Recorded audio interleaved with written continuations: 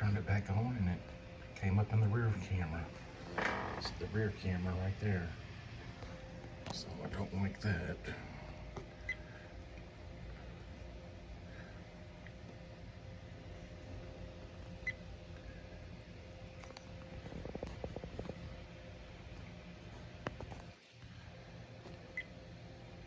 Okay, but it does tap to go back. Okay, that's all right.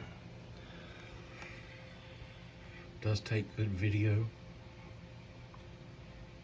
Pretty much does everything you need it to do.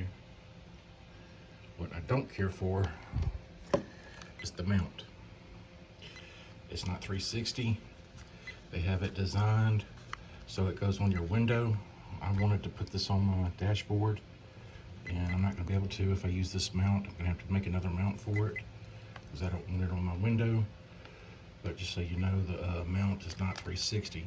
It does move a little bit, but they made this for it to go on your window up there by the mirror. I'm going to tell you about the rear camera.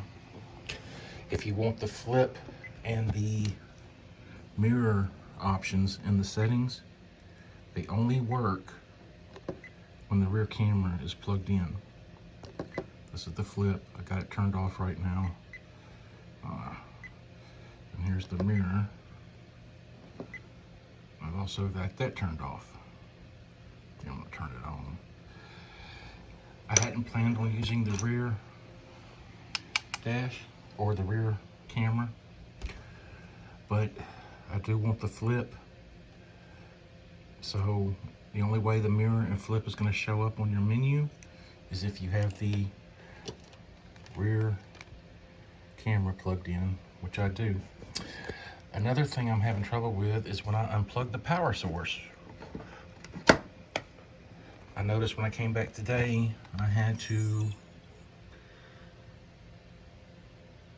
go through the settings again. It took me right back to the settings. And I'm not sure what that's about. It's got a little battery in it that will remember the date and the time. That's all the battery does. So I know I didn't like when I left it off for 12 hours and came back and plugged it back up. I had to go through the settings again. So I just plugged it back up. It doesn't take you through the settings again when you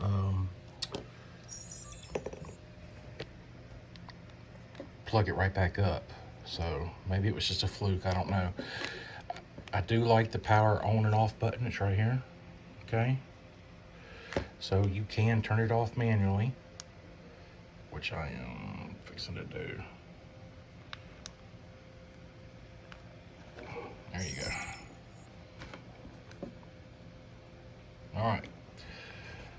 So that's it. It's a very long video. I think it's like 4 minutes, but it does record good video, and I had no trouble with the playback.